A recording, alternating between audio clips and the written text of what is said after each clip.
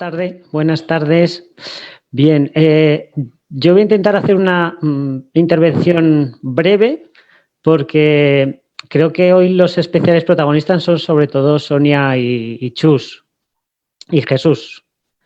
Porque Sonia representa quizá una de las, si no la primera, de las primeras experiencias comunitarias y de museología social de España, el maestrazgo, ¿no? La experiencia de Molinos, y sobre todo es de los años 70, 80 hasta, y bueno, y ella lo ha continuado hasta la actualidad.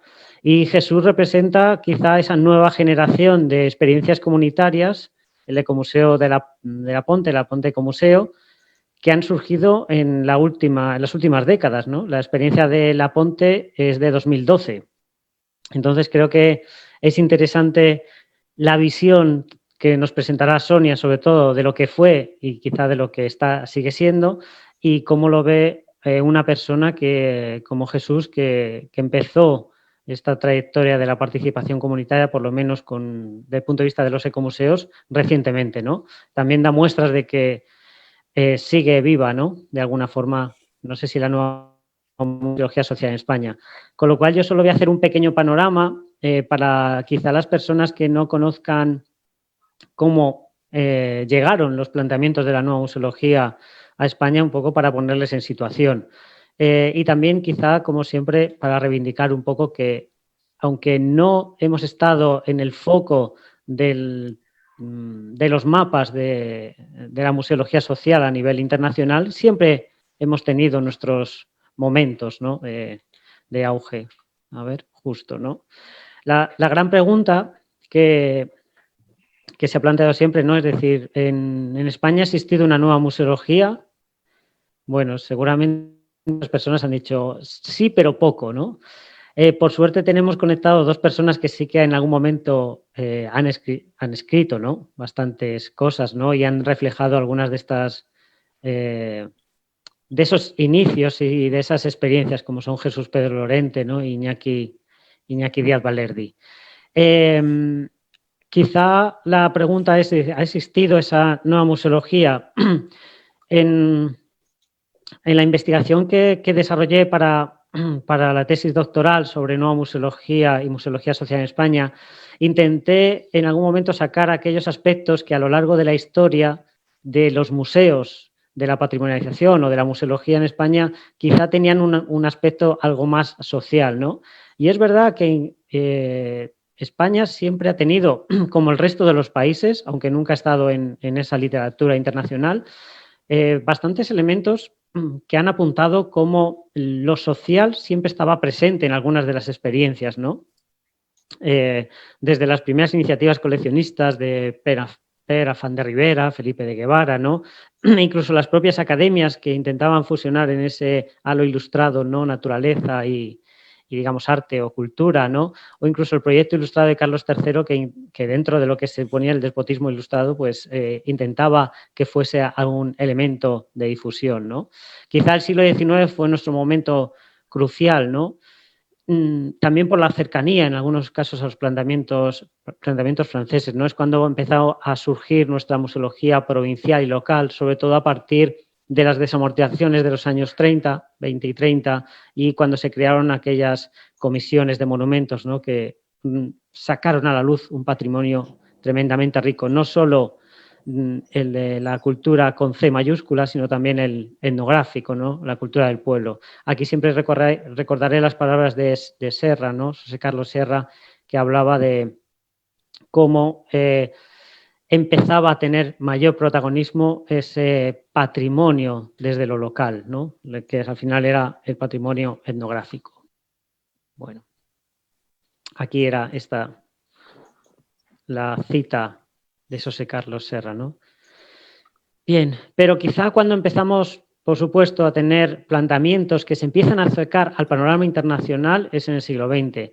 Nuestro inicio del siglo XX va a ser tímido en cuanto a museología social, no tuvimos, o planteamientos museológicos casi en general, y eso que tuvimos momentos bastante cruciales, ¿no? Como la reunión del Consejo, bueno, de lo que era el anterior Consejo Internacional de Museos, ¿no? de 1934 en Madrid, aunque es verdad que había una gran base de arquitectos, pero fue bastante importante, ¿no? Siempre están las figuras de estos etnógrafos y antropólogos como Luis de Hoyo Saiz y Julio Caro Baroja, que empezaron a plantear los primeros museos al aire libre en España, que no se llevaron a cabo, ¿no? No tuvieron una consecuencia, pero empezaban a acercarse, sí que es cierto, y junto con otros investigadores como Nieves de Hoyo, a los planteamientos de Rivière, aquellos planteamientos de Rivière de las casas del museo, ¿no? Había un contacto con el panorama internacional. También es cierto que la Guerra Civil Española y el franquismo nos mantuvieron alejados durante más de 40 años del panorama internacional. Los planteamientos llegaron, pero hacerlos efectivos fue algo complejo. Tuvimos que esperar a la transición, a que llegase el fallecimiento del dictador en 1975 y empezaron a surgir verdaderos planteamientos que por lo menos intentaban diversificar el panorama museológico. Seguramente algunos de estos nombres les suenen, ¿no? Muchas de sus publicaciones no se han circunscrito solo al panorama español, sino que han trascendido sus fronteras, ¿no? Aurora León, con su publicación de 1978, el Museo Teoría, Praxis y Utopía, ¿no? Que sigue reeditándose hasta la actualidad. Fernando de Salas publicó un libro sobre todo enfocado en la ecuación. Montserrat Iniesta, su tesis doctoral publicada, aunque está en catalán, creo que no hay ninguna otra, no sé si hay alguna versión en francés, yo la que pude leer es en catalán, pero es una de las personas que ha teorizado y sigue teniendo desde la dirección del museo que representa un conato de museología social importante, Lloret Prats también, que es uno de los iniciadores del Ecomuseo de Val d'Asneu, Luis Alonso Fernández, que aunque no pertenecía, fue la primera persona que escribió el primer manual de nueva museología, desde el punto de vista académico, por supuesto, y las investigaciones de Iñaki Díaz Balerdi, las experiencias de José Carlos Serra con el Ecomuseo de Arsériz, ¿no? Francisca Hernández, también de lo teórico, y por supuesto la visión tremendamente crítica, pero tremendamente necesaria al mismo tiempo de Jesús Pedro Lorente, entre otros, ¿no? Sí que es cierto que el inicio, y esto es una quizá opinión personal, que en España la nueva museología no tuviese una representación tan constatada en el panorama internacional, por ejemplo, como lo tuvo Portugal o los países francófonos, creo que se debe a esa transición, entre comillas, tranquila, pacífica, comedida y sobre todo a lo que apunta Bolaños, ¿no? Esa sed de raíces, ¿no? Es decir, en cuanto llegó la descentralización del país, las comunidades autónomas, lo primero que se intentó es recuperar la idiosincrasia de cada territorio. Pronto llegamos, espera un momento, luego vuelvo atrás. Pronto llegamos a un momento en España, sobre todo a partir de los años 80 y 90, donde tanto las legislaciones autonómicas como el desarrollo local comunitario con los fondos de la Unión Europea hicieron que esa, digamos, museología social o nueva museología combativa, utópica, que partía desde lo local, se viese algo difuminado por los fondos europeos que tenían ese desarrollo ya territorial y los profesionales formados en desarrollo comunitario que eran ajenos a los planteamientos de aquella museología combativa. Y volviendo atrás, sí que me gustaría reivindicar ciertos nombres que creo que todavía merecen ser puestos en el panel de las investigaciones. La mayoría de los que estamos hoy presentes reconocemos, y hace justo unos momentos Mario Mutiños enseñaba unas fotos tremendamente interesantes de la reunión de Molinos, donde pues estaba Pierre Meirán, donde estaba Ute Baguín, por supuesto Mario, ¿no? Donde estaba Mateo Andrés, donde estaban todas esas personas. Pero algunos de estos nombres, como por ejemplo Eulalia Janer, ahora no aparecen tanto en la literatura, son menos conocidos, incluso el propio Mateo Andrés, ¿no? Y fueron aquellos iniciadores y propulsores del movimiento internacional de la nueva museología, ya desde 1984 y en 1985 aparecen en todo el intercambio de cartas, de mensajes, en las reuniones que se celebraron para configurar cuáles iban a ser los objetivos de aquella organización internacional y cuáles iban a ser sus estatutos. Es decir, la verdad es que tuvimos personas que estuvieron no solo trabajando y teorizando sobre la nueva museología, sino que eran militantes de ella, ¿no? Algunos son de sobra conocidos porque además lo dejaron por escrito, ¿no? Pero otros han pasado todavía de una forma mucho más sutil, ¿no?, a la historia de la nueva museología. Bien, ¿cómo se ha ido desarrollando la práctica de la nueva museología en España? Quizá las primeras... aquí he cometido un pequeño error. Estos señores de aquí, de la Ponte Museo, no deberían estar en esta... no deberían estar aquí. Espero que haya elegido la última versión de la presentación, pero bueno, omitamos esto que pone aquí de la Ponte Museo porque no debería estar en esta diapositiva. Algunas de las primeras experiencias de la nueva museología, con parámetros de la nueva museología en España, nacieron justo en los años 80 y 90.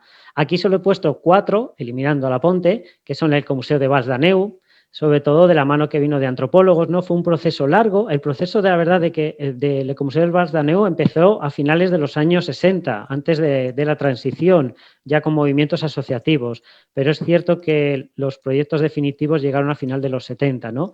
El proyecto de Molinos en Maestrazgo, del que hablará Sonia, ¿no?, que fue emblemático. Aquí he elegido justo una foto que más cedida, si no recuerdo mal, es justo la que me envió Jesús Pedro Lorente con el MAT, ¿no?, el maravilloso MAT de Molinos. Y dos experiencias que son hay una de ellas que ha decaído algo, pero se ha convertido en otro tipo de experiencia, pero muy importante, es en Sevilla, el Parque Miraflores, que en un principio nació como un ecomuseo. Y es una experiencia bastante interesante. Resumiéndolo brevemente, era una zona nueva, urbanizada en Sevilla, una zona despoblada, donde había un pequeño arroyo y una zona que en teoría no iba a ser en parte urbanizable, sino que era un parque, ¿no? En los años 80 se decide hacer una gran urbanización con bloques de viviendas para alojar una especie de barrio aledaño a Sevilla, ¿no? El problema que tuvo es que no planificaron los servicios sociales, educación, sanidad, y se creó un movimiento asociativo por parte de un colectivo de la asociación, de los nuevos habitantes de esta zona, para reivindicar esos espacios, esos servicios sociales. La cuestión es que empezaron a contactar con profesionales de diferentes disciplinas, de historia, antropología, y calaron las teorías de los ecomuseos y de la museología, de la nueva museología francesa, y decidieron formar el Ecomuseo del Parque de Miraflores. Este ecomuseo lo que empezó fue a reivindicar espacios y zonas verdes, los huertos escolares para educar a las poblaciones, ¿no?, y empezar a generar proyectos educativos, y sobre todo empezaron a demandar y a hacer fuerza para conseguir tener esos servicios que demandaban, que era sanidad y educación sobre todo. Finalmente lo consiguieron. El proyecto fue decayendo, el movimiento asociativo se convirtió simplemente en el Parque de Miraflores. Tuvieron varias escuelas taller para desarrollar proyectos de formación profesional. En la actualidad siguen teniendo en activo los huertos escolares, pero se han convertido más en actividades de la educación no formal implementadas por las escuelas y por la propia concejalía del distrito de este barrio. Pero en su momento sí que tuvieron bastante fuerza y de hecho tuvieron bastante posición. Me recuerda a uno de los proyectos que hemos sido testigos, Jesús y yo, que es el del Rey Heredia en Córdoba. Es muy similar, lo único que esto es de los años finales de los 70, principios de los 80, ¿no?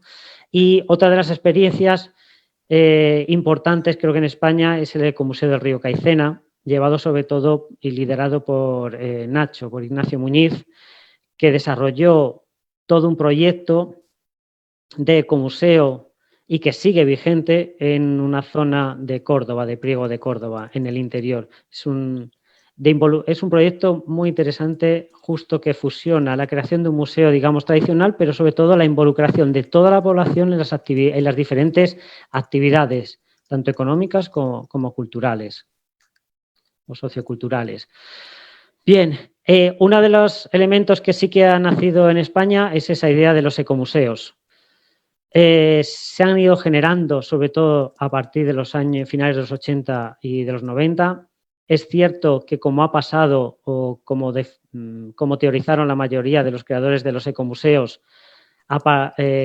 llegaron como una moda, es decir, con parámetros específicos de participación comunitaria, de desarrollo territorial, con esos planteamientos de la nueva museología que llegaban incluso a las ideas del utópico militante, muy, muy pocos. La mayoría nacieron con una vinculación directa a los programas de la Unión Europea. De hecho, entre los años 90, 95 y 2000 y 2005, el 90% es cuando se crearon, que justo coincide con cuando recibimos la mayor parte de las ayudas de la Unión Europea.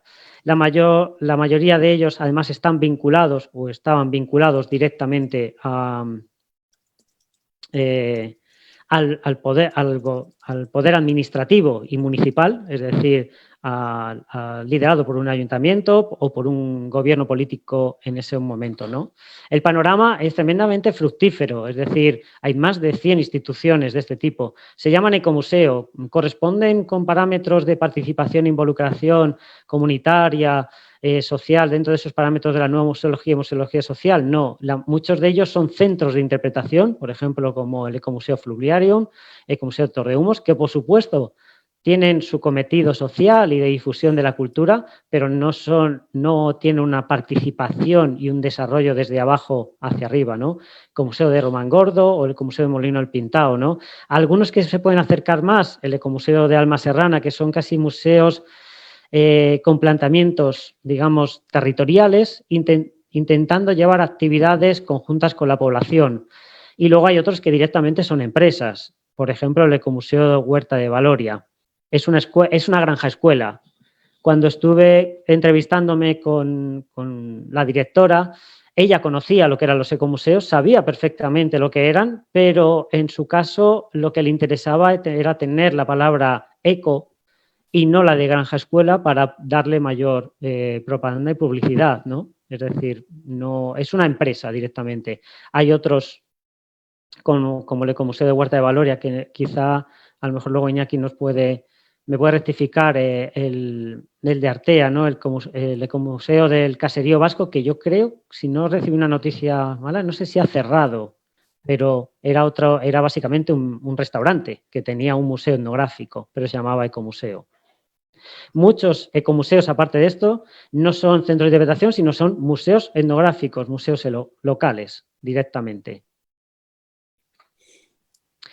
Con lo cual, el panorama de la nueva museología en España o se crearon experiencias directamente vinculadas con los parámetros de la nueva museología internacional que conocemos, y otros muchos usaron aquellos conceptos interesantes que además les permitía obtener ayudas de la Unión Europea. Cuando uno lee o leía los requisitos del desarrollo comunitario de los programas FEDER, es que eran prácticamente calcados aquellos planteamientos de la nueva museología, con lo cual era bastante sencillo, ¿no? ¿Cuál es el futuro de la nueva museología, la museología social en España? Bueno, yo creo que Jesús nos hablará bastante más tendido de eso, porque nos va a presentar la Ponte Ecomuseo.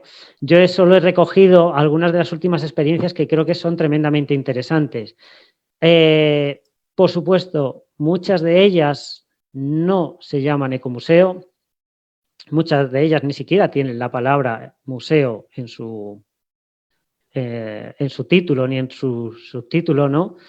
Pero todas ellas, por lo menos por el acercamiento que hemos tenido sobre todo porque la mayoría de ellas las hemos conocido a través de los proyectos de la Ponte, todas ellas tienen parámetros tremendamente similares y cercanos a los de la nueva museología. Algunos de ellos son como el Centro Social Rey Heredia, que es un espacio liberado que fue ocupado por la sociedad civil, sobre todo para rescatar un edificio que iba a ser demolido y donde se hacen proyectos sociales y culturales. El espacio, por ejemplo, vecinal Arganzuela, Madrid, desde, sobre todo, para mí un punto clave fue la crisis financiera y social de 2008. Los momentos de crisis sabemos que agudizan el ingenio, ¿no? Y a partir de 2008 la escasez hizo, por lo menos en Madrid, que se produjesen numerosos movimientos sociales para reivindicar o simplemente para seguir accionando la cultura y los aspectos sociales. Numerosos barrios de Madrid, como Arganzuela, que es un distrito de Madrid, empezaron movimientos asociativos que tienen planteamientos directamente relacionados. Y cuando hemos tenido contacto con numerosas de estas experiencias, algunas personas conocían directamente cuáles eran esos planteamientos de la museología social y de la nueva museología.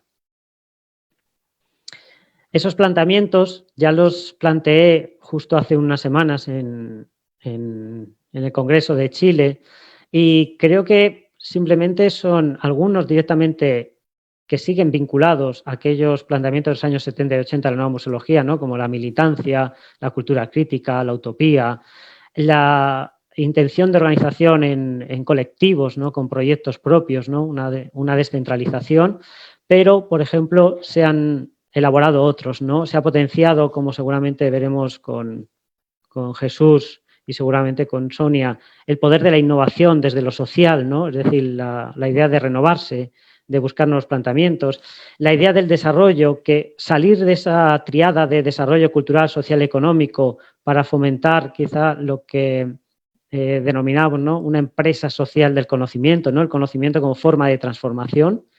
Y quizá lo último, la idea que a mí me parece interesante, ¿no? La idea de participación. En numerosos encuentros que hemos hecho en La Ponte siempre ha salido que era tan importante la participación, pero la participación entendida como positiva y negativa, es decir, aquellos que están involucrados en el proyecto como las voces disonantes, ¿no? Que son las que te hacen tener los pies en la tierra y seguir construyendo.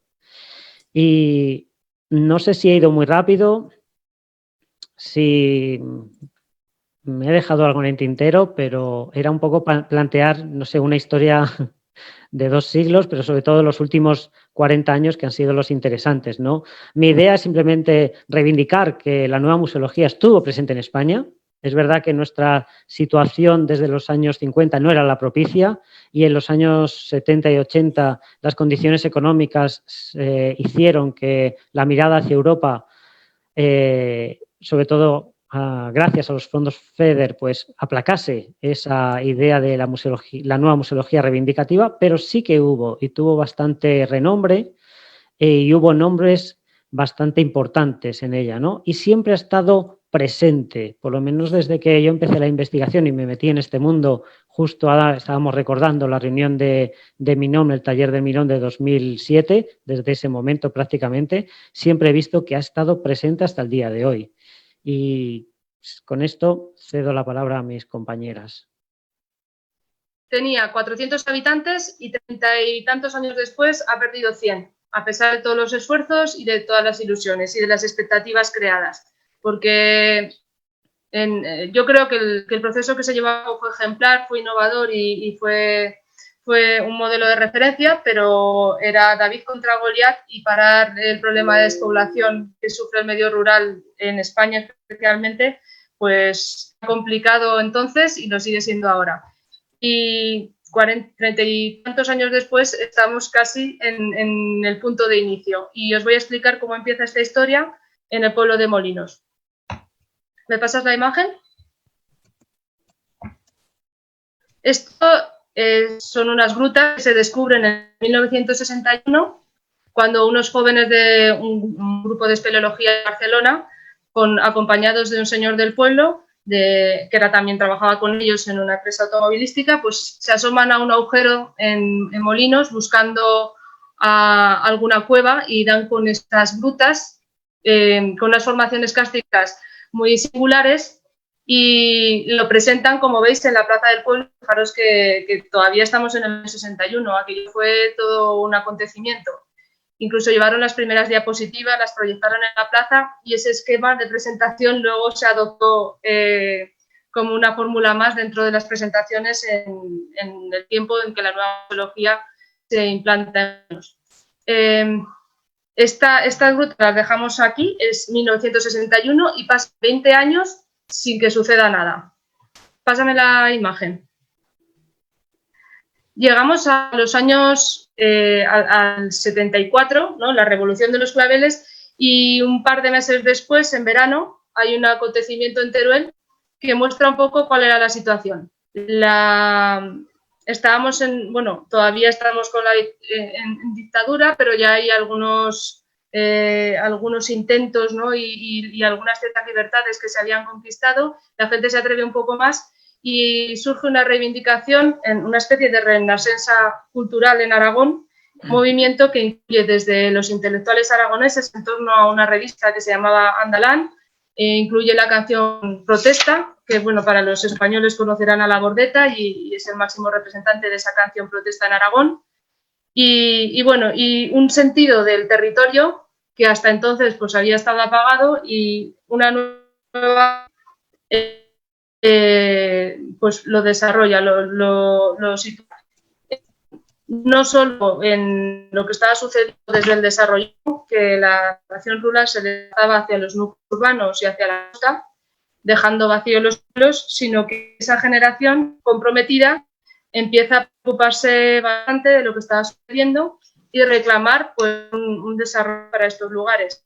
Mirabete de la Sierra, que es lo que aparece ahí, es un pueblo que hoy sigue con una situación extrema, como en el 74, y se generó esta fiesta para reclamar salvar Teruel. Hoy continuamos en la misma, todavía existe la reivindicación, hubo un movimiento que se llama Existe y una conciencia que parece renovada, no sé si sin estos años después de la crisis del 2008, pero hay estos paralelismos que luego destacaré. ¿Pasa la diapositiva? En ese contexto, hay el principal protagonista de esta historia es Mateo Andrés y su padre, Orencio Andrés, que eran hijos de Molinos, su familia fue al exilio, luego vivieron en Zaragoza y finalmente Orencio, en las primeras elecciones democráticas en España en 1979, se presentó, volvió a su pueblo y se presenta como alcalde y sale ganador. Y él se presentaba por un grupo independiente, pero pertenecía al Partido Socialista Aragonés, que era un partido que desaparece, que tenía un carácter regionalista y dentro de su programa, entre otras cosas, pues estaban muy ilusionados. Era un momento de la transición española donde mucha gente que no había estado involucrada en procesos sociales y culturales de pronto tenían oportunidad y ellos dentro de esas ideas autogestionarias, pues encajaba perfectamente lo que resonaba de la nueva museología poco tiempo después. Entonces, Orencio Andrés en el 79, cuando llega, se da cuenta de que las grutas de cristal que hemos visto al principio podía ser un filón. Hasta entonces, estos espacios naturales y culturales pues no tenían una perspectiva económica y turística y no se había hecho nada. Pero ellos se proponen dar a conocer, arreglar unos accesos y en poco tiempo es asombroso la cantidad de gente que pasa a visitar la gruta. Yo recuerdo que pequeña fuimos con la escuela y yo creo que todos los colegios de todo Aragón hizo esa excursión a las grutas que era obligada. Y con arreglo a los ingresos que iba proporcionando esa visita a ese lugar natural, que hoy está protegido, consiguen tener un remanente y además demostrar que a través de la cultura y del patrimonio se puede conseguir un desarrollo económico. En un momento que, como digo, pues la situación era un poco extrema, había una emigración a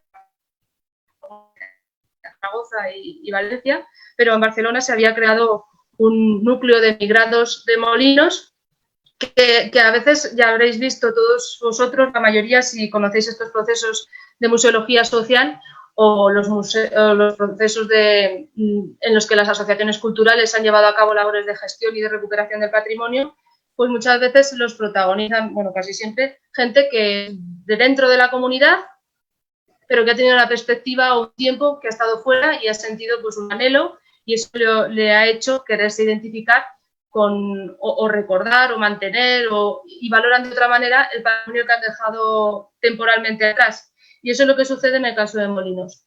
Hay un movimiento muy potente de emigrados que están en Barcelona trabajando y en su tiempo libre y en verano pasan días en Molinos e intentan pues, recuperar el horno, volverlo a poner en marcha, recuperar los nombres de las calles, recuperar juegos tradicionales, y todo eso podía haber pasado desapercibido y haber durado menos tiempo y no haber tenido el impacto que tuvo, pienso yo, de no ser por la figura de Mateo Andrés, que como comentábamos antes, él era antropólogo, estaba estudiando en Barcelona y allí toma contacto por primera vez con la nueva museología.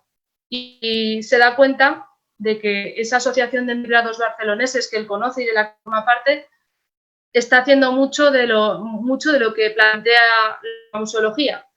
¿Me oís? Porque sí que parece que no es buena la conexión. Sí, sí te escuchamos, por lo menos yo. ¿Sí? Vale, si no me cortas y eso, me pondré con el teléfono. Y bueno, Mateo llega en aquellos años en que se está conformando un museo reclamado por ese grupo de gente, que son bastantes, son muchísimos los hijos de emigrados y además muy comprometidos, y luego la población que está en Molinos pues también apoya las políticas de este alcalde Dionisio, del padre de Mateo, y entonces pues hay un momento de sinergia en el que todos más o menos se suben a este carro y de una manera muy, muy comprometida y con mucho entusiasmo. Y con esa historia llega Mateo a conformar los primeros estatutos del Museo de Molinos, en consonancia con lo que reclamaba la Asociación Cultural Amigos de Molinos, y en esos estatutos pues ya recoge alguna de las cosas, las definiciones de ecomuseos y alguna de las ideas de la nueva museología.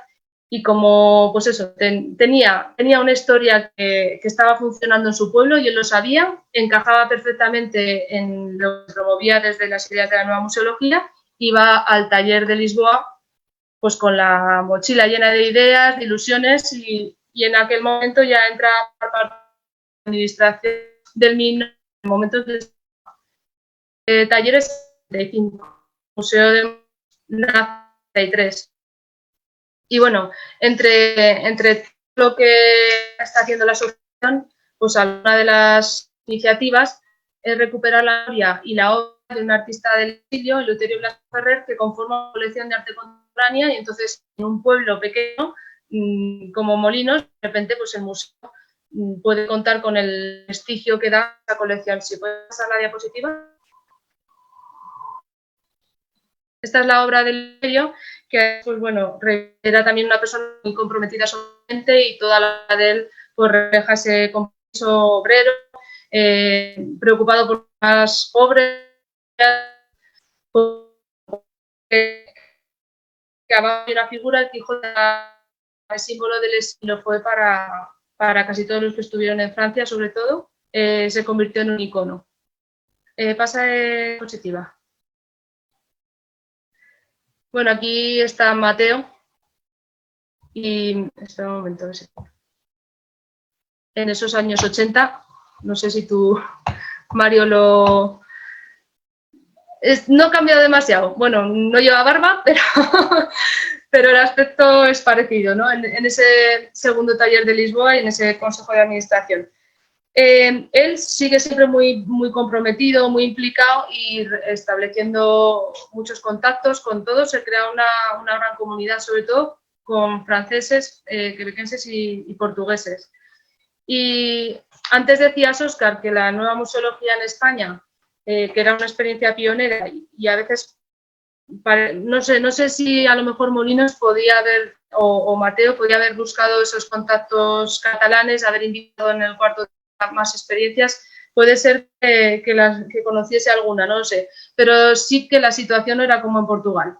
En Portugal, no sé si por influencia de Jules de Barín y por influencia del grupo de la Universidad Lusófona, sí que hay varias experiencias que están funcionando y conectadas, y ya existe esa red en aquellos años. Sin embargo, en España, pues si hay otras como Molinos, que por lo que has comentado no había ninguna tan potente, o si la había, pues no tuvo el impacto, la difusión que tuvo esta, a lo mejor era complicado encontrar otros ejemplos para traer.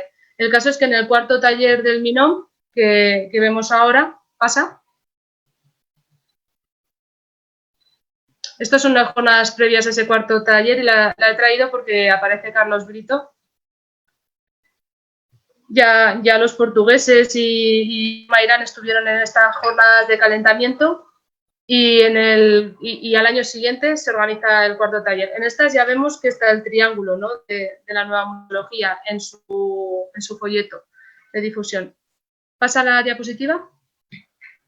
Y este es el grupo de ponentes y de participantes súper numeroso que aterriza en Molinos en el año 87, en unas jornadas que a veces pues, han aparecido en alguna publicación casi perdiendo el protagonismo de la localización en Molinos, ¿no? Se habla de Aragón, de Zaragoza, y ciertamente se inician en Zaragoza, o bueno, hay un momento que están en Zaragoza, eso es del Rey Católico, en el Museo de Serralbo, se ven otras experiencias aragonesas, pero en viajes y en cursos muy, muy limitados en el tiempo. Cuando el verdadero protagonismo fue la visita a Molinos, los 2 días que se pasaron allí de conferencias, donde si se trataba de mostrar una experiencia práctica, había que conocer a esas gentes, a la comunidad, y se consiguió pues estando, o sea, la gente se implicó, abrió sus casas, se produjeron intensos debates entre los ponentes y los participantes al taller y los vecinos. Hay algunos de los que estuvieron en aquel taller que con el tiempo han seguido manteniendo relación con las familias que les acogieron o que estuvieron con ellos. La gente, incluso gente mayor, que de momento no tenía ni por qué haber oído hablar de nueva museología, pues fueron invitados y estuvieron en las presentaciones e incluso con algunas traducciones. Y tal fue esa implicación con los problemas locales y con los problemas del Museo de Molinos y con sus demandas, que en aquel momento ese grupo de asistentes venidos de todos los países del mundo, porque era un taller del MINOM, y estos talleres siempre, bueno, muchas veces eran o siempre fueron itinerantes y buscaban ver experiencias, estas personas de diferentes partes del mundo firman una declaración.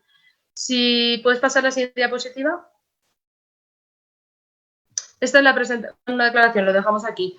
Esta es la presentación de Pierre Mairán en el cuarto taller, ¿no?, que concluye que la labor del profesional de la museología ha de ser una labor de trabajo social. Desde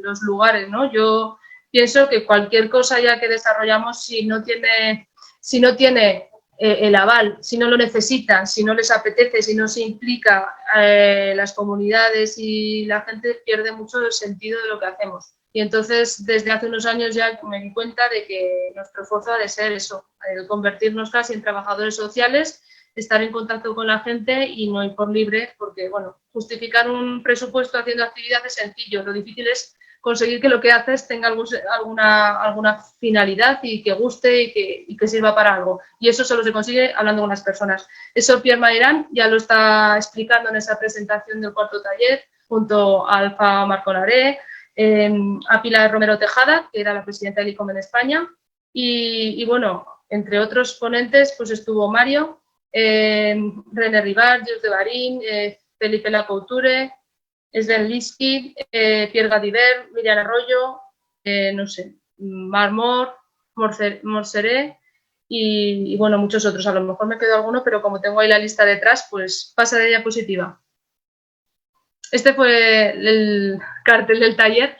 Era una fotografía tomada de una revista de museología, pero bueno, ya se ve que la flecha señala a la persona, ¿no?, que está en el museo y no ni al cartel, ni al objeto, ni al propio museo, sino que lo importante, el centro de la nueva museología está en las personas, ¿no? Pasa a la diapositiva. Y como decía antes, se firmó una declaración. Y es curioso, ¿no?, como todas aquellas personas que asisten al taller intentan entender qué es lo que estaba sucediendo en Molinos y se preocupan por esa experiencia local. Podrían habernos prestado atención a todo aquello en cualquier conferencia de la universidad, por ejemplo, de verano o de cualquier cosa que hoy hacemos. Es difícil esa conexión. Normalmente pues hay ponentes, explican, pero no hay un compromiso con lo que sucede en el lugar. Y aquí sí, era eso lo que se provocó. Y en la fotografía veis a Mateo, que está ahí detrás de una jarra, y a Manuela Monfil, que era una señora de Molinos que explicó cuáles habían sido los usos de la ermita de San Nicolás. Y esta ermita se desamortizó en el 19 y había servido como almacén de fruta. No se había usado para nada durante el tiempo que había memoria en el pueblo. Y quisieron, la Asociación de Amigos de Molinos y el Ayuntamiento, usarla como museo de Molinos, acoger la colección de este artista del exilio, de Blasco Ferrer, una sala de paleontología que se montó por aquellos años con los restos de las excavaciones de las grutas. Y bueno, también era una de las primeras reivindicaciones en España del uso de un espacio religioso como era religioso, pero como digo, ya no tenía un uso sagrado, como espacio cultural y museológico. Hoy estamos muy acostumbrados, no nos parecería extraño hacer exposiciones en estos lugares, pero en el 87, que es cuando ya llevan 2 o 3 años reclamándolo, debió de ser algo bastante transgresor. De hecho, algunos otros espacios que eran civiles, pertenecían a la iglesia, pero tenían un uso civil, como el Palacio Arzobispal de una ciudad cercana de Albarracín, eso sí que se pudo usar como establecimiento cultural, pero esto, al ser una ermita, no terminó de convencer y nunca se produjo. Sin embargo, los presentes en el taller firmaron esa declaración. Pasa la diapositiva. Esa es la impresión que hicieron entonces. Yo creo que veis bien los nombres.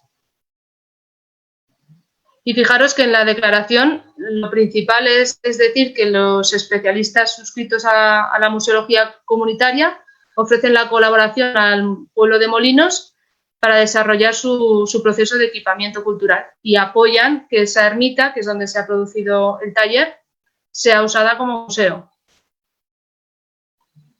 Pues bueno, eso fue el cuarto taller principalmente. No sé si Mario quiere, porque él estuvo allí, conoció a Mateo y siguió un poco el proceso. Y además Mateo, por lo que he leído en la correspondencia y en la documentación que me ha prestado, se apoyó mucho en los especialistas portugueses. De Antonio Navais hay alguna carta pidiéndole consejo para la redacción de la Ley de Museos aragonesa, en la que estaba participando. Él quería saber cómo había sucedido en Portugal para poderlo aplicar en Aragón.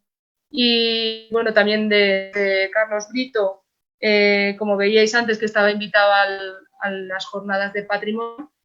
Y incluso ya veremos más adelante, que acabó pronto la presentación, pero sí que me gustaría mencionar que cuando ya llegan los fondos LEADER, hay algún viaje a Mértola, acompañados por la Universidad Lusófona, y ellos siguieron siempre buscando ese apoyo y esa experiencia portuguesa para aplicar fórmulas que fuesen viables en Molinos y compartir, ¿no? Que se trataba de eso. En el tiempo que se inicia el movimiento en Molinos, vinculado a la nueva museología, y se siguió tratando de eso cuando se pasa a formar parte de un grupo de fondos LEADER.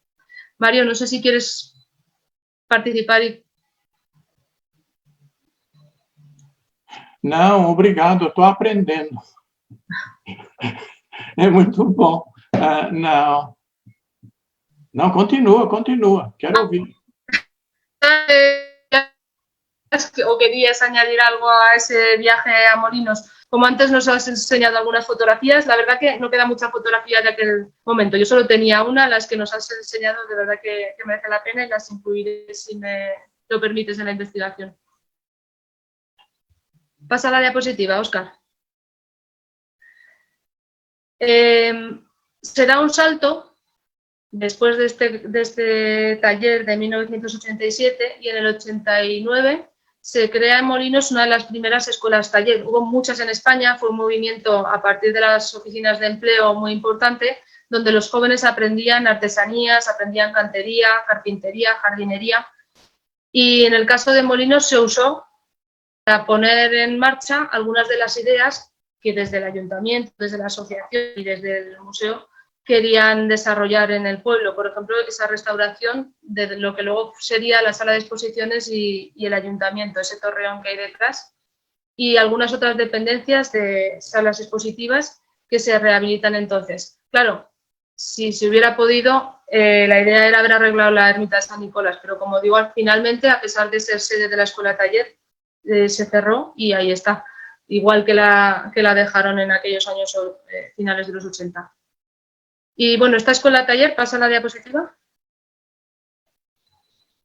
conforma un parque cultural antes de que existiese la ley de parques culturales aragonesa, inspirada en los parques culturales franceses, y esta fórmula también inspiró a Pierre Mairand en los parques, al cambiar de museo a parque cultural en los quebequenses. O sea que, bueno, podría seguirse un poco el hilo desde ahí. Jules de Barin, que estuvo siempre muy implicado desde ese primer taller, hizo un seguimiento muy intenso de todo lo que iba pasando en Molinos, lo describía como un ejemplo de desarrollo local con base cultural. Y entonces explicaba 3 fases que se habían cumplido ahí: la acción pretexto, que había sido el cuarto taller, la acción puntual a través de la escuela taller para poner en marcha todo ese esquema en el que el centro debía ser la cultura y el hombre, y luego que la programación estuviese siempre consensuada con los entes locales, ¿no? Lo que decíamos, si no perdería sentido. Y veis que en la composición de ese primer taller, parque cultural, pues está la universidad, el Ayuntamiento de Molinos presente y bueno, algunas asociaciones sectoriales, ganaderas, artesanas. Pasa a la diapositiva. Esta es la sala de exposiciones del Parque Cultural de Molinos, con la rehabilitación que hizo la escuela de taller y luego algunas mejoras. La sala de exposiciones de Blasco Ferrer, de la obra de Blasco Ferrer. ¿Pasa? Esta es la sala de ecosistemas. Esta sala la hizo un conservador del Museo de Ciencias Naturales que estuvo formándose en ese taller de Molinos. Y bueno, Jesús Dorda, que todavía hasta hace muy poco seguía en activo, hizo una propuesta en la que los jóvenes de la escuela taller y sus familias ayudaban a conseguir, con la misma fórmula se quiso de los cursos de museología popular que se habían hecho en Quebec y luego en Noruega, entonces querían hacer algo parecido y ellos se ocuparon de hacer las fichas de las piezas, aunque Jesús explicó cómo ordenarlas y qué era lo que se hacía necesario, pero la información de las cartelas participan esos jóvenes, simplifican y hacen una sala de ecosistemas que está conectada con el entorno. No es algo que se queda aislado, no es que cuáles son los ecosistemas diferentes de Molinos y cómo interpretarlos para luego, cuando hicieran la visita, pues tener alguna idea más. Esto hoy pues nos parece muy obvio, pero en los años 90 era una de las primeras experiencias interpretativas del medio natural y con una planificación muy integral de todas las facetas, ¿no? Desde el arte a esta parte de ecosistemas, la naturaleza, la biología, la arqueología. Ahora he hecho un esquema que no sé cómo me ha quedado, pero bueno, espero no os asustéis. Pasa la diapositiva. El siguiente. Vaya, pues no, igual no. Ah, es que tú tienes una presentación antigua.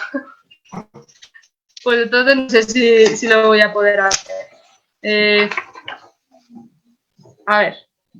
Es una margarita, ¿no? Hablando de la margarita de la nueva museología, no sé si se ve un poco. Y en ella, en el centro está la cultura y el desarrollo comunitario. En cada hoja, las diferentes disciplinas: la arqueología, la paleontología, geología, biología, etnología, y luego algunos de estos pétalos se juntan y tienen desarrollos pues a través de salas de exposiciones, de recorridos itinerarios o de la publicación de cartografías. Ese era el esquema del parque, ¿vale? Partiendo de que tenía que ser el centro por las personas que viven allí. La había metido en la presentación, pero no te he pasado la última versión, disculpa. Y bueno, como finalización de ese proyecto hay un hito, ya estoy acabando, hay un hito importante que es cuando termina el taller de empleo de Molinos, está finalizando ese primer taller y van a Bruselas. Los jóvenes, con la dirección de Mateo Andrés, que estaba al frente del taller, van a Bruselas y allí tienen alguna información un poco privilegiada y saben que algunos fondos europeos y que deberían de estar un poco atentos.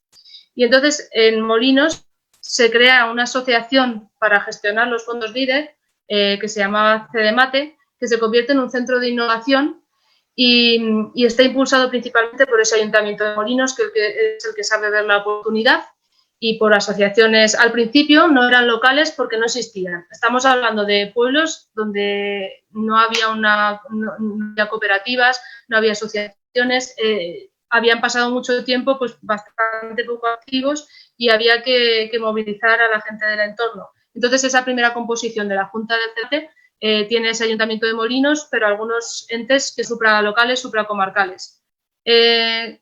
Con esto abren el Parque Cultural de Molinos a un territorio mucho más grande con 6 pueblos, 9. Se pierde esa perspectiva municipal o se integra, si quiere decirse mejor, con otras que existen alrededor vinculadas pues, a un centro de estudios, por ejemplo, en Mas de las Matas, alguna cosa que se estaba moviendo en torno a la geología en Aliaga, a la paleontología en Galve. Poco a poco ese esquema va creciendo y tiene una buena acogida en ese territorio donde ya han sucedido cosas y el encaje es fácil. O sea, la filosofía, como decías antes, Óscar, de los fondos LEADER no choca con lo que estaba sucediendo en Molinos a lo largo del tiempo, al contrario. Es como una continuación, no hay una ruptura y entonces es muy fácilmente asimilable. A mí me costó mucho saber, y todavía hay veces que no parece claro, en qué momento se rompe la frontera de lo municipal, de lo que está sucediendo en Molinos, y se abre a una comarca y a un territorio cada vez más grande, hasta que incluso en el periodo del Parque Cultural llegó a ocupar 55 pueblos, que ya es una locura, me parece a mí.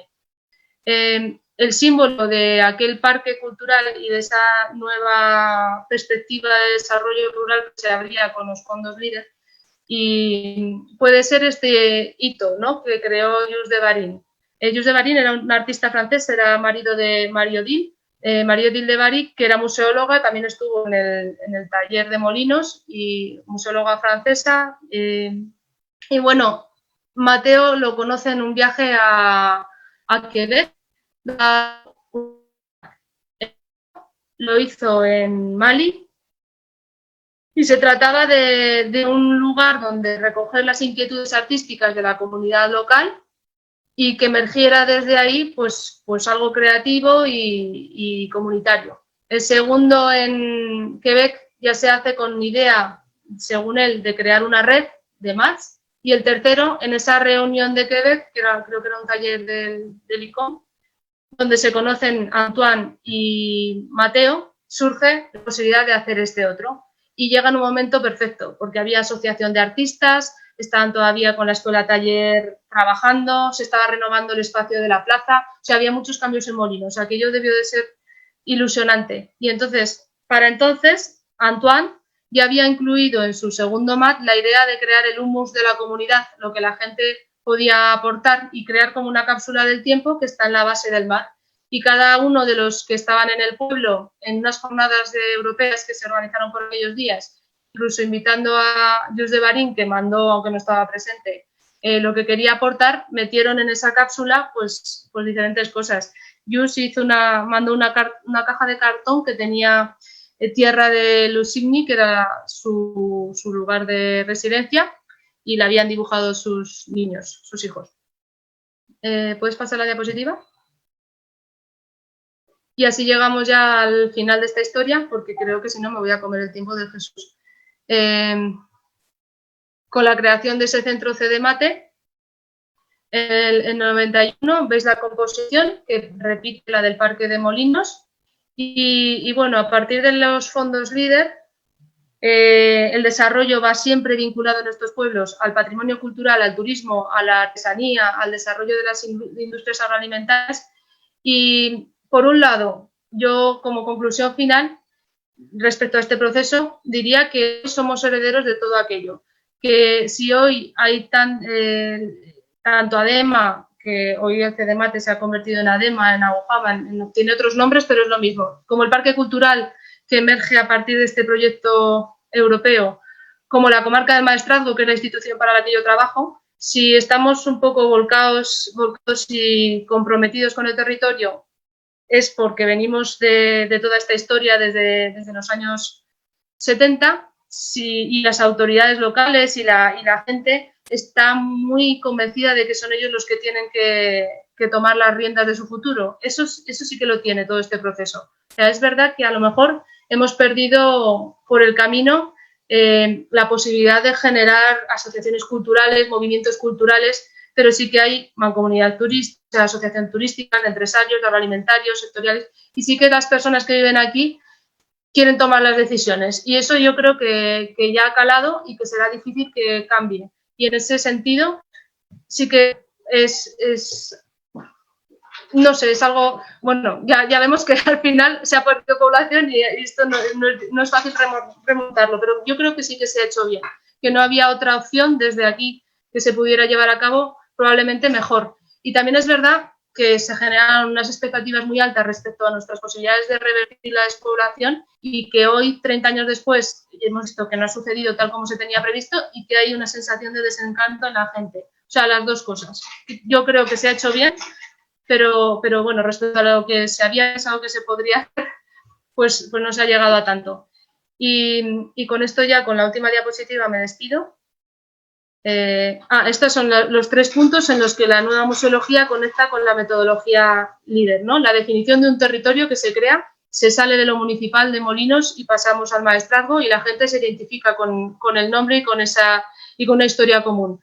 La gestión de los proyectos que se hace desde lo local, desde las personas que están en el lugar, que toman las decisiones, y la puesta en valor de recursos locales y patrimoniales. Esas 3 ideas que son de la nueva museología son también de la metodología LEADER y casan perfectamente. Por eso no hubo ruptura.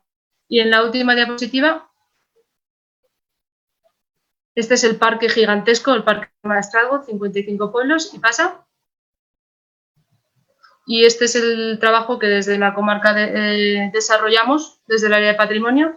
Como veis, hay actividades con niños, actividades creativas, artísticas, tenemos en cuenta la memoria y también pues, la recuperación de esa memoria a través de los objetos, como veis abajo en las escuelas, y intentamos continuar con esas ideas que nacen en los 80 y seguir conectados, pues como en este foro, a otros museólogos y otras personas que son comprometidas con las comunidades, con sus territorios. Y pues estamos. Muchas gracias por vuestra atención y quedo a disposición para las preguntas y paso la palabra a Jesús. Muy buenas tardes y muchas gracias a Judith y a las instituciones que están detrás de la organización de este evento. Y muchas gracias pues eso, por contar conmigo, con la Ponte, con el Ecomuseo y con nuestra experiencia. Tengo que reconocer que, bueno, me siento un poco intimidado, ¿no? Porque veo por ahí, pues está Óscar, está Mario, está Iñaki, la propia Judith, no sé, gente que tiene una experiencia muy larga, como nos acaba de explicar la propia Sonia, y me siento intimidado en el sentido de que, bueno, no, por supuesto no me siento autorizado ni a hablar de nueva museología, ni de museología social, ni a teorizar demasiado sobre ello, porque cualquiera de vosotros sabe mucho más que yo sobre este tema. Simplemente os voy a contar un poco cuál ha sido nuestra experiencia desde esta pequeña organización, que es La Ponte. Os voy a contar un poco la experiencia para que la podáis dimensionar, es decir, para que la podáis escalar, para que podáis ser conscientes de cuál es su dimensión real. Y luego, pues bueno, extraeré algunas conclusiones, ¿no? A partir de la propia experiencia que hemos tenido aquí y que espero que resulten de utilidad para fomentar o para favorecer un debate que, al fin de cuentas, pues pues eso, sea enriquecedor para todos y para todas. Dicho todo esto, La Ponte y el Ecomuseo nacen en este contexto. Esto es Asturias, como veis, pues es un poco diferente, ¿no?, a las imágenes que vimos hasta ahora del Maestrazgo. Es un poco más verde. Estamos en la fachada cantábrica, ¿no?, de de la península ibérica, pertenecemos a una región bioclimática diferente incluso, ¿no? Eso hace que los paisajes norteños, los de Asturias, Galicia, Cantabria, País Vasco, sean muy diferentes a los del resto de España, ¿no? Desde el punto de vista paisajístico, de los asentamientos humanos, bueno, nuestros vínculos, nuestras conexiones culturales son bastante diferentes, ¿no? a las de otros territorios de España. Y yo creo que desde Asturias, como de otros muchos territorios, pues cabe reivindicar esta diversidad cultural que existe en España, que a veces, bueno, desde las propias instituciones se exporta una visión de España como muy homogénea, ¿no? Como esa España un poco folclórica y mitificada o estereotipada, ¿no? Entonces, bueno, siempre inicio mis presentaciones con esta foto reclamando, reivindicando un poco que hay muchas Españas, ¿no? Y que una de ellas es Asturias. Asturias es bastante diferente en muchas cosas, ¿no? Sí que compartimos, desde el punto de vista demográfico, muchos de los problemas que nos explicaba Sonia, ¿no? Y que están presentes en el maestrazgo, ¿no? Uno de ellos es, pues, ese reto, ¿no? de invertir la tendencia demográfica de las últimas décadas, que, bueno, hace que, pues, estas zonas estén quedando vaciadas, ¿no? Por aportaros así unos datos objetivos y ir contextualizando un poco más, y que, como os comentaba antes, seáis capaces de dimensionar un poco dónde estamos, pues os pongo unos datos de nuestro propio territorio, ¿no? Santo Adriano, que es el municipio donde nosotros nos encontramos, tiene una extensión de 22 kilómetros cuadrados. El municipio, me estoy refiriendo a la municipalidad, ¿no? En ese territorio hay 248 habitantes censados, que de facto vivimos en el territorio muchos menos, aproximadamente la mitad. Más del 30% de la población supera los 65 años de edad. Y, sin embargo, en este pequeño territorio había, ahora están cerrando algunos alojamientos, pero había unas 127 plazas turísticas en distintos tipos de alojamientos rurales, ¿no? Lo cual casi eleva a una ratio de una plaza por habitante real en el territorio, ¿no? Lo cual indica un poco hacia dónde se orientaron las políticas de desarrollo, ¿no? Esos planes de desarrollo estructurales europeos que se fundieron, ¿no? En la práctica mucho más en ladrillo, en cemento, en construcción, en promoción de alojamientos turísticos, que en la promoción o la creación de oferta cultural o de otro tipo o alimentar otro tipo de iniciativas de carácter sociocomunitario, ¿no? Bueno, luego hablaré o profundizaré un poco más en ello. Bueno, Asturias, sí, es bonita, ¿no? Esa es la campaña turística típica de Asturias, que es esta Asturias Paraíso Natural, muy conocida afuera. Y luego está la Asturias Real, ¿no? Que es lo que pasa, sobre todo en una buena parte de su territorio rural, ¿no? Y contrasta un poco con esas dos imágenes que pongo, ¿no? Que son las de, bueno, el deterioro, ¿no? Paisajístico, medioambiental, etnográfico, social y cultural que vive la zona, sobre todo la zona rural, que es de la que yo voy a hablar más, y que es habitada por los últimos mohicanos, ¿no? Por esa población, sobre todo mayor, que resiste un poco viviendo, ¿no? en la zona rural de Asturias. Esa es la Asturias real, por lo menos la que yo viví, ¿no? Esto es un poco el contexto, como os comentaba, ¿no? Y, bueno, hablando, ya centrándonos un poco más en los temas de patrimonio, en ese territorio que os presenté, que es muy pequeño en extensión y en población, sin embargo, hay una concentración particular de patrimonio cultural muy interesante, ¿no? Hay unos recursos, si me permitís llamarlos así, patrimoniales muy interesantes desde el punto de vista etnográfico, histórico, arqueológico. No voy a profundizar en ello aquí porque, bueno, el objetivo un poco de la presentación es hablaros más del proceso, ¿no? Pero hay ejemplos de patrimonio histórico y artístico que son únicos a nivel europeo incluso, ¿no? Como es esa iglesia prerrománica de Santo Adriano de Tuñón, que pertenece a un conjunto de arquitectura monumental de la Alta Edad Media que es único a nivel europeo, ¿no? Tenemos también algunas cuevas con arte paleolítico, ¿no? Del Paleolítico Superior Inicial. El arte paleolítico en sí mismo es un patrimonio único, ¿no? Y muy frágil también. Bueno, son algunos ejemplos, ¿no?, de patrimonio que concentra este territorio, que a pesar de ser tan pequeño, pues tiene una riqueza patrimonial muy importante. Esa es la idea que nos llevó a pensar un poco que... A ver si... No. Esa es la idea que nos llevó a diseñar un prototipo, ¿no?, de algo, ¿no?, que en principio no tenía nombre, pero nos parecía que, bueno, teniendo esta riqueza patrimonial y es un patrimonio también muy accesible, el Santo Adriano no es un territorio inaccesible, aunque está en la media montaña de Asturias, está cerca de la zona periurbana central, apenas a 20 minutos en coche de la capital de Asturias, que es Oviedo, donde se concentra en esa zona central cerca del 1 millón de habitantes que tiene Asturias, ¿no?, mientras que las salas o las zonas rurales concentramos solamente una pequeña parte de la población.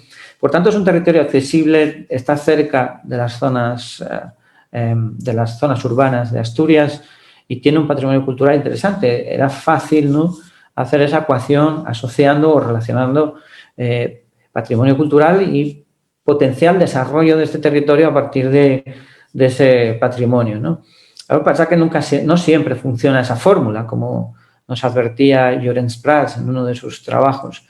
Y aquí no estaba funcionando realmente porque todo este patrimonio estaba en un estado, al menos desde el punto de vista de la difusión, bastante nefasto, ¿no? No había servicios profesionales de difusión o de divulgación o de interpretación de este patrimonio y muchos de los yacimientos, como ese que se ve arriba a la derecha, la Cueva del Conde, estaban cerrados al público o eran inaccesibles, ¿no?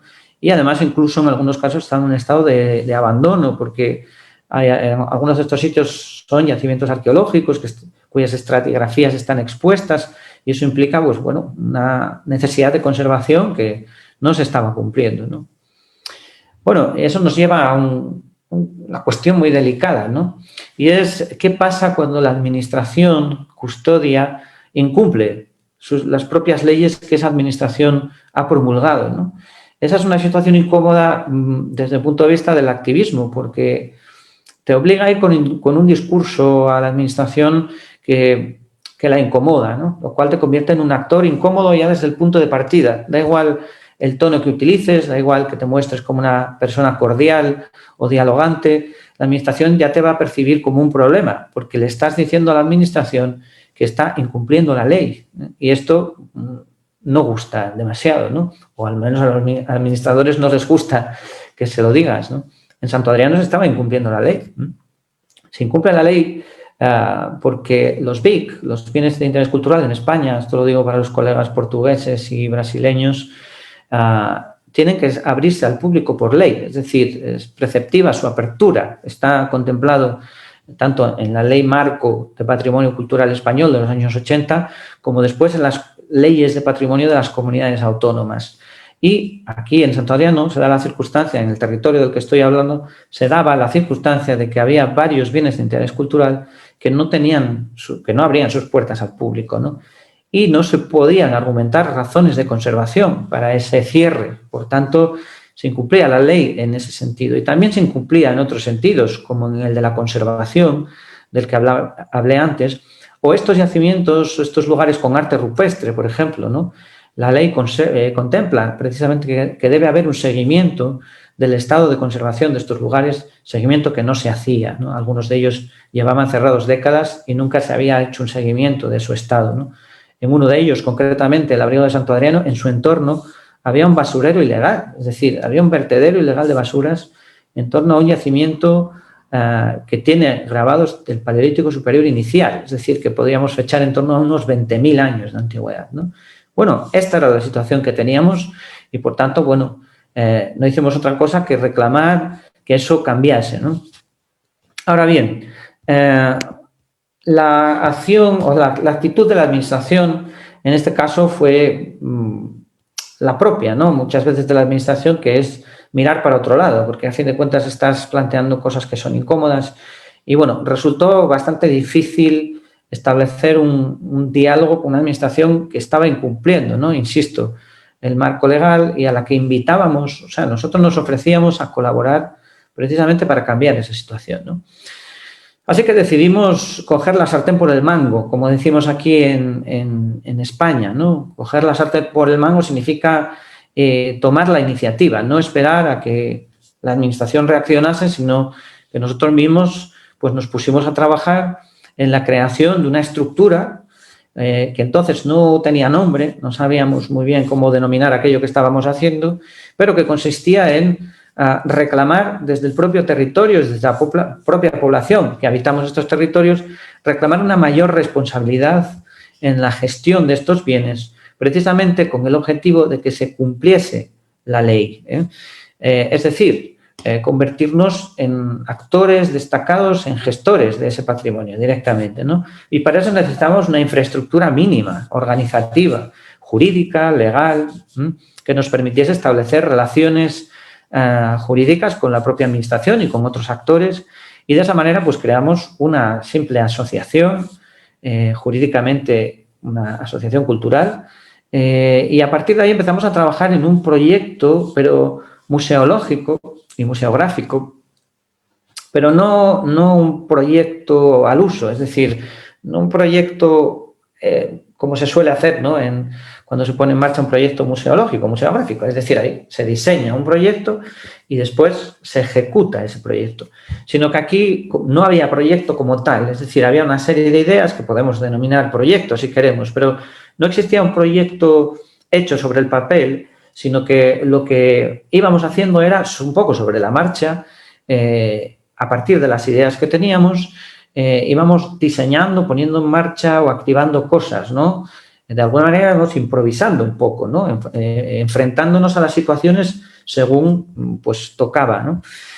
Aquí pongo un ejemplo en esta fotografía, pues en un momento dado necesitábamos un pequeño centro de recepción de visitantes en el entorno de algunos de estos bienes de interés cultural y, bueno, le pedimos esta caseta que estaba abandonada a una empresa de turismo activo que no la utilizaba y la empresa de turismo activo, de Porventura se llama, pues se prestó a esta colaboración, nos cedió gratuitamente este espacio y simplemente pues lo que se hizo pues es lo que veis en la imagen, es decir, darle una capa de barniz, pintarlo un poco y prepararlo como centro de recepción de visitantes, ¿no? Esta es una imagen que resume un poco cómo se trabajó aquí. Es una perspectiva artesanal, de trabajo manual, ¿no? De trabajo artesano, de diseño de un proyecto museográfico y museológico que se hace así, de esa forma, como trabajan los artesanos, ¿no? Empiezan, pues no sé, hilando o empiezan dando forma a una pella de barro y finalmente acaba saliendo un objeto artesanal, pero no está previamente planificado exactamente, sino que se hace un poco a partir de la materia prima de la que se dispone, se hace un poco a partir de los medios que se tienen. Bueno, en definitiva, en eso consiste una museología artesanal, ¿no? En trabajar un poco con los medios de los que uno dispone y con el componente humano que habita el propio territorio.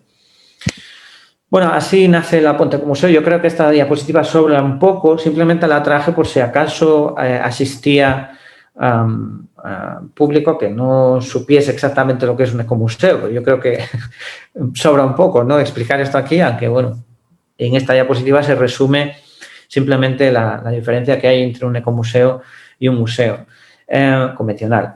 Esta diapositiva nos llamó la atención en el momento en el que estábamos empezando a trabajar con la Ponte y el Ecomuseo, que ahora, y que después se empezó a llamar Ecomuseo, y nos parecía que resumía parte de lo que estábamos haciendo. Nos empezamos a sentir identificados con esa definición, sobre todo a partir de la lectura de Llorenç Prats, ¿no?, que es probablemente la persona que aquí en España se dedicó más a reflexionar, ¿no?, sobre patrimonio, etnografía, ecomuseos, y es el impulsor, o fue el impulsor de algunos de los ecomuseos de referencia, ¿no?, como el del Vals d'Aneu aquí en España, ¿no?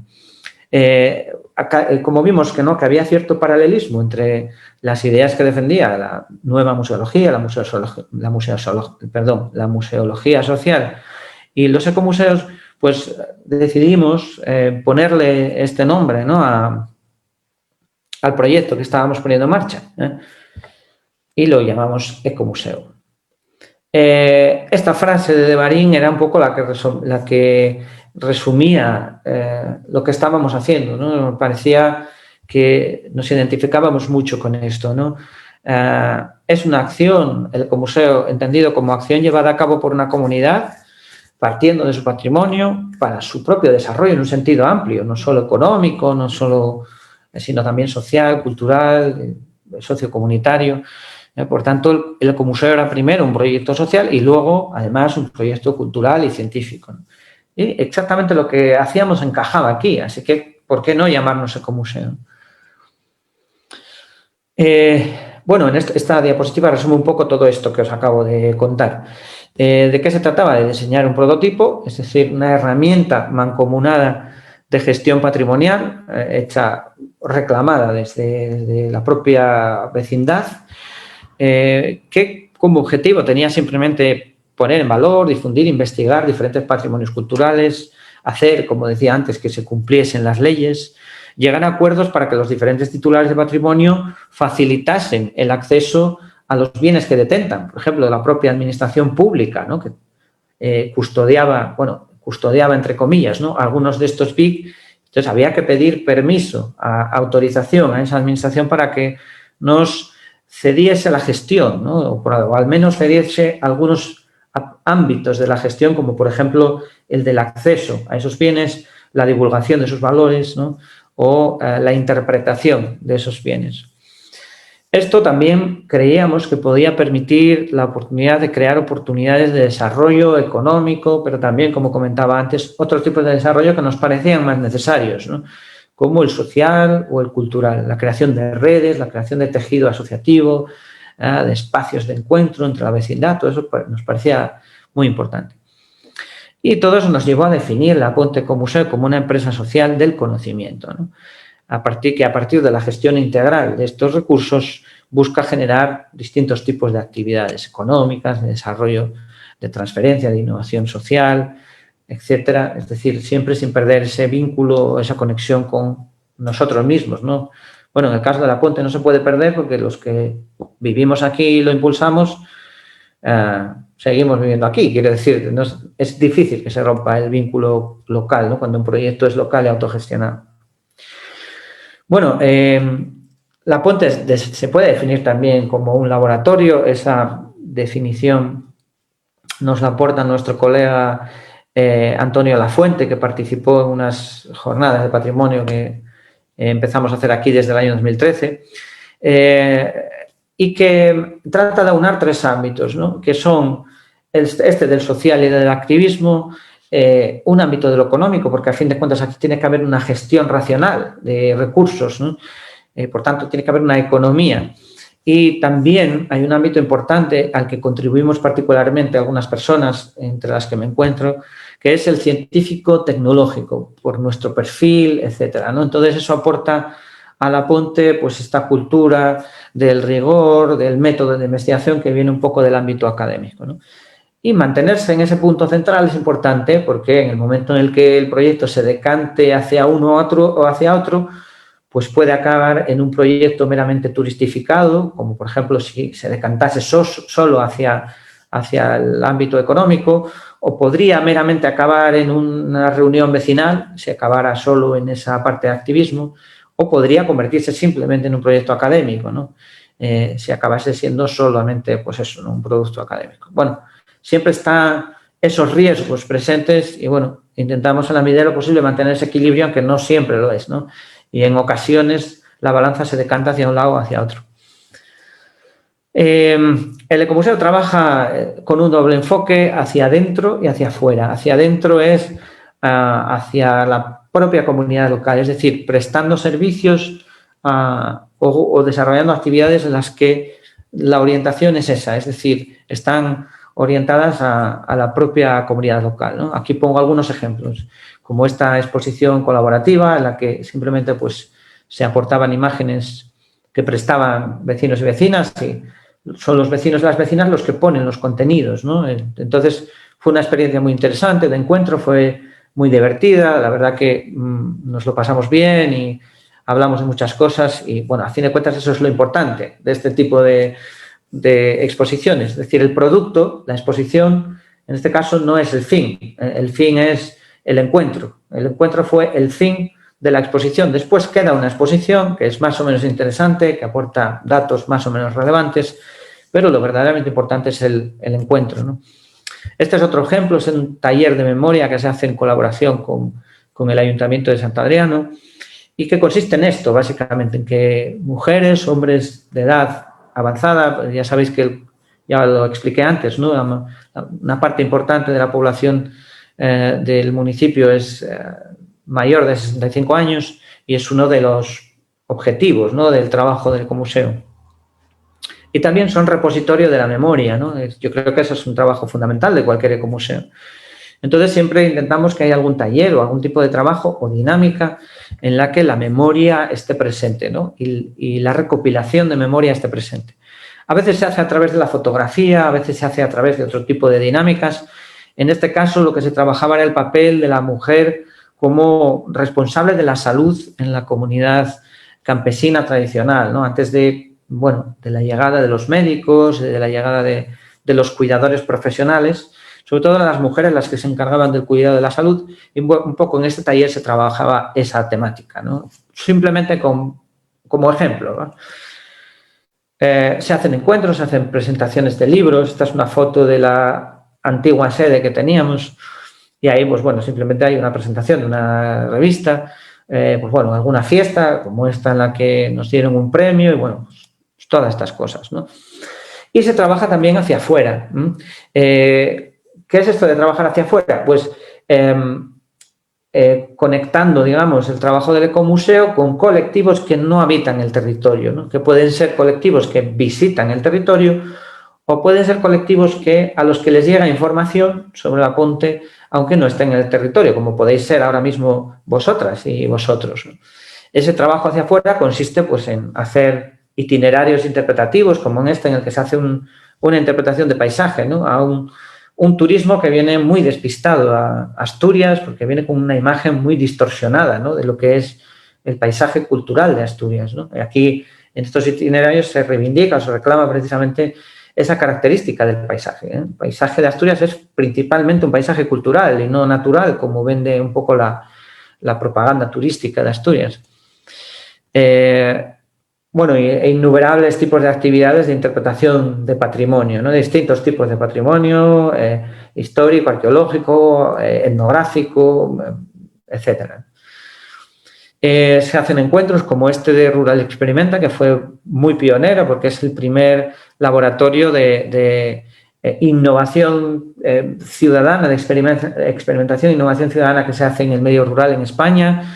Se continúa haciendo. Este año se hizo la segunda edición en Cantabria y, bueno, corrió un poco a cargo de los mismos actores. Siempre hay unos actores institucionales y unos actores locales que colaboran. Y la verdad que fue una experiencia muy interesante y muy enriquecedora. Se hace también un trabajo científico importante. Aquí tenemos una foto de las excavaciones arqueológicas que se hacen en colaboración con la University College de Londres, que es una universidad británica. De ahí se derivan publicaciones como este artículo que se publicó en la revista International Journal of Heritage Studies, probablemente una de las publicaciones de referencia internacional en estudios del patrimonio, de la que fuimos portada en este número y en la que también aportamos un trabajo, ¿no? Son algunos ejemplos. También hacia afuera es este trabajo que hacemos con la revista, con el Cuaderno, que es una revista en la que hacemos un esfuerzo ímprobo, ¿no?, por hacer encontrarse a dos mundos, que son el mundo del amateurismo, ¿no?, el mundo de los amateurs, de los activistas, y el mundo académico, ¿no? Entonces intentamos crear una revista científica, pero que no excluya a los amateurs, que muchas veces no escriben o no publican en este tipo de medios porque se sienten incómodos con ese lenguaje, porque no lo manejan, no saben citar, por ejemplo, o no saben escribir un artículo científico y les parece absurda la estructura de un artículo científico para la comunicación, y de hecho lo es, en muchas ocasiones, o para muchos públicos. Es decir, la gente no lee artículos porque no pasan de los primeros párrafos, porque o no entienden el lenguaje que se utiliza, o bueno. En fin, intentábamos hacer algo que igual es una entelequia o es algo imposible, que es crear una revista científica, pero que haga un esfuerzo para traer esos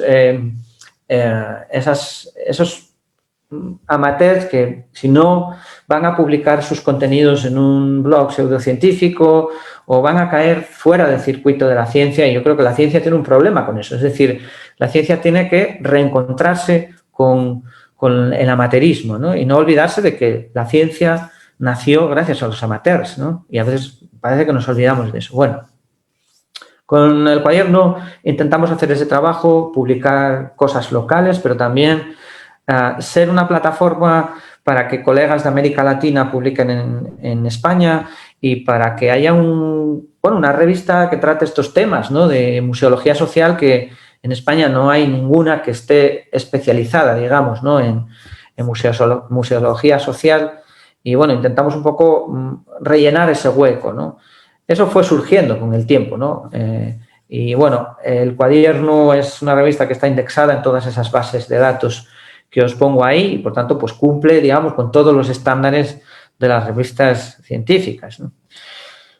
Todo este trabajo que os cuento, pues llevó a que nos hayan dado algunos premios, algunos internacionales, otros nacionales. Destaco este premio Hispania Nostra, que yo creo que es a nivel nacional uno de los más importantes, ¿no? Que se entregan, o al menos que más repercusión tienen en cuanto a premios relacionados con las buenas prácticas en patrimonio cultural.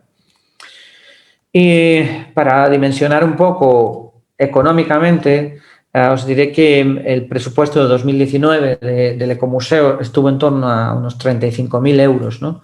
Para que os hagáis una idea. Es decir, este es el presupuesto que se gasta el Reina Sofía en la impresión de unos tarjetones, por ejemplo, ¿no?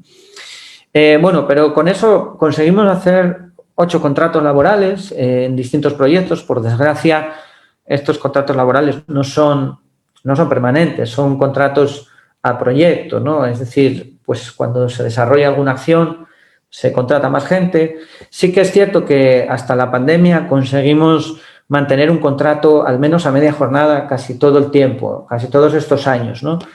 Digo ahí de 2020 mejor no hablamos, no porque no haya presupuesto, que lo hay, sino porque no se puede ejecutar, que es mucho más grave, ¿no? Entonces, bueno, estamos como hibernando. No sé cuál es la situación de otros proyectos similares al nuestro, pero seguramente están parecidos, ¿no? Bueno, esto es para que os hagáis una idea de lo pequeño que es el Ecomuseo, de lo pequeña que es la Ponte, de lo minúscula que es nuestra organización, que a lo mejor, aunque tenga una repercusión y se hable de ella y se vea afuera por el trabajo que se hace, no dejamos de ser un proyecto micro, ¿no? Porque es un proyecto local y sobre todo porque es un proyecto autogestionado, es decir, no está financiado por fondos públicos, no tenemos subvenciones periódicas y seguimos dependiendo un poco del propio trabajo que se haga desde el Ecomuseo, ¿no? Entonces, bueno, pues eso hace que sea pequeño siempre, ¿no?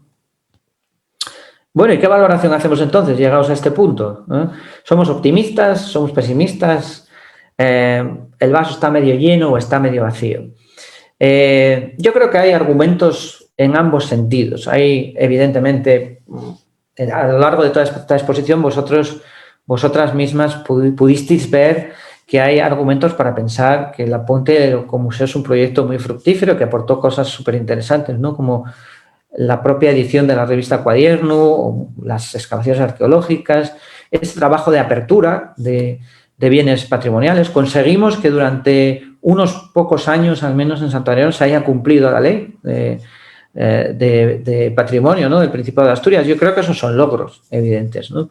El vaso está medio vacío en algunos sentidos. Yo creo que no hemos sido capaces de conseguir consolidar profesionalmente o laboralmente a una persona, que yo creo que eso sería muy interesante para el Ecomuseo, porque permitiría que el hecho de que una persona, por ejemplo, a jornada completa estuviera aquí, permitiría desatascar muchas cosas que se quedan paradas porque el trabajo voluntario que hacemos algunas personas aquí no da para más. Es decir, simplemente siempre es necesario el papel de los profesionales, ¿no?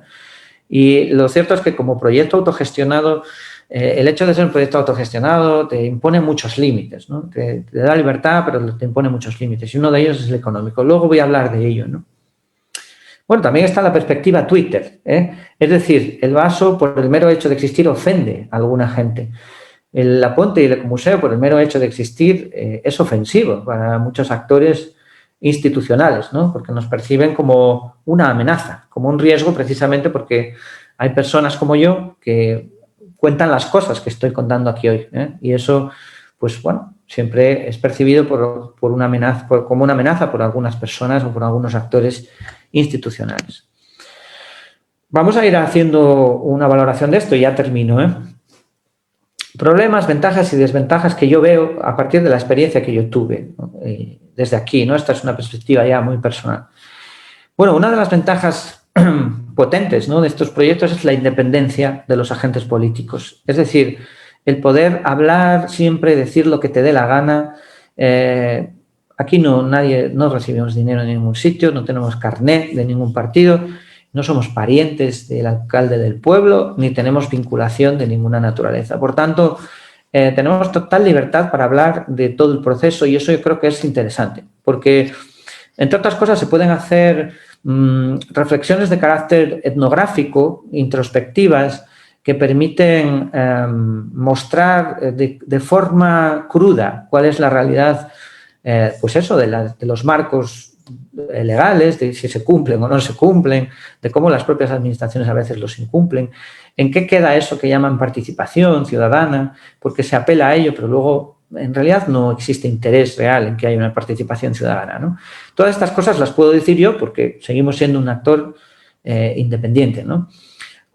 Son procesos que no son cortoplacistas, porque como las personas vivimos en el territorio y nos siguen preocupando las mismas cosas, de alguna manera los proyectos no llegan a morir hasta que, supongo que físicamente nosotros nos muramos, que espero que no sea a corto plazo, ¿no?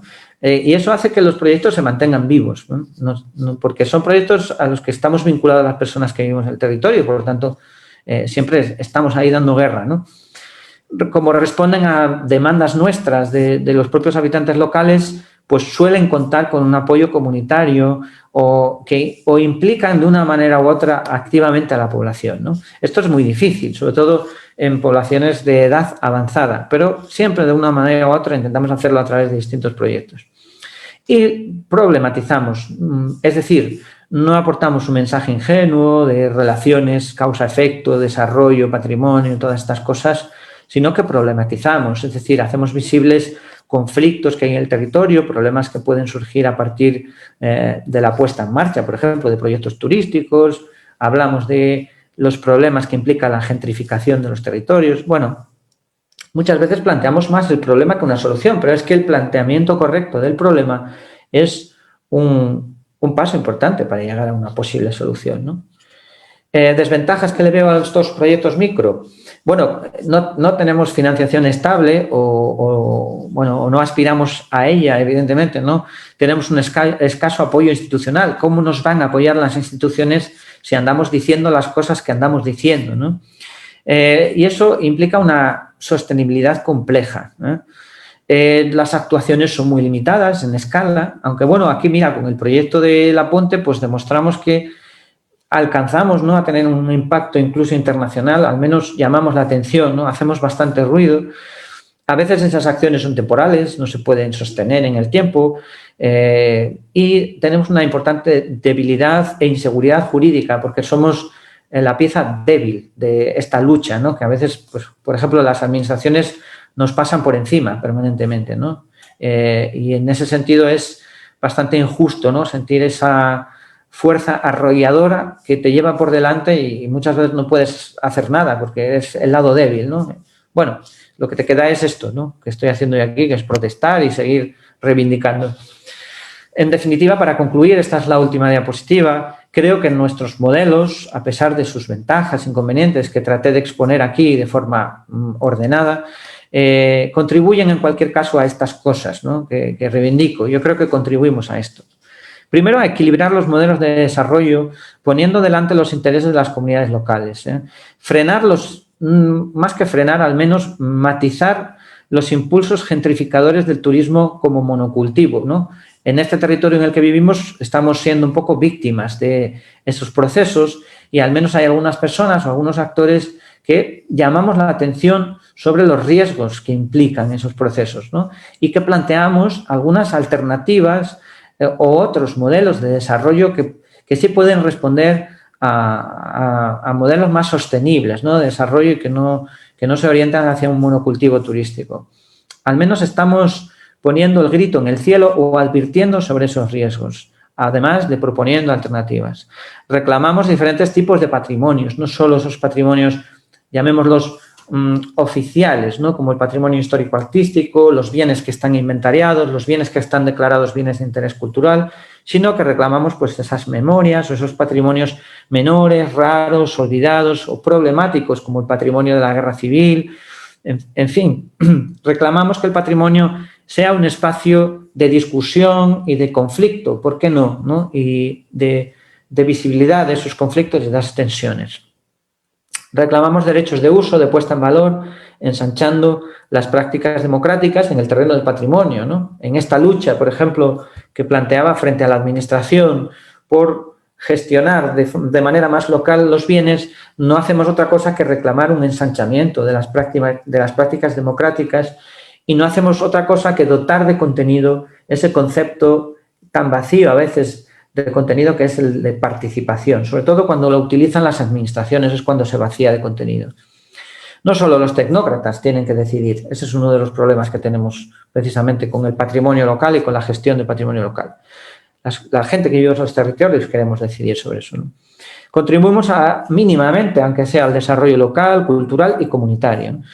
Son posiciones las nuestras no solo pro-mercantilistas, sino que nos importa mucho el mundo que hay mucho más allá de las industrias culturales y que todo esto se reduzca a una mera relación entre agentes económicos, ¿no? De compra-venta de bienes o de elementos culturales, ¿no? Nos negamos a caer en esa dinámica. Y, bueno, contribuimos también a inspirar modelos alternativos de gestión y de gobernanza de patrimonio. Son muchos los activistas locales de otros territorios que se ponen en contacto con nosotros para pedirnos asesoramiento, para crear redes como esta que estamos creando, ¿no? Para apoyarnos mutuamente, ¿no? Y yo creo que está surgiendo una red de colaboración a nivel estatal y también con elementos internacionales, que es, yo creo que uno de los pequeños logros que estamos consiguiendo. Bueno, es mucha información en muy poco tiempo. Yo no sé si he conseguido trasladar la idea de qué es la Ponte y qué es el Ecomuseo. Yo finalizo aquí porque yo creo que lo interesante es que haya ahí un feedback y haya preguntas y haya un poco de debate. Muchas gracias por escucharme y yo ya lo dejo aquí.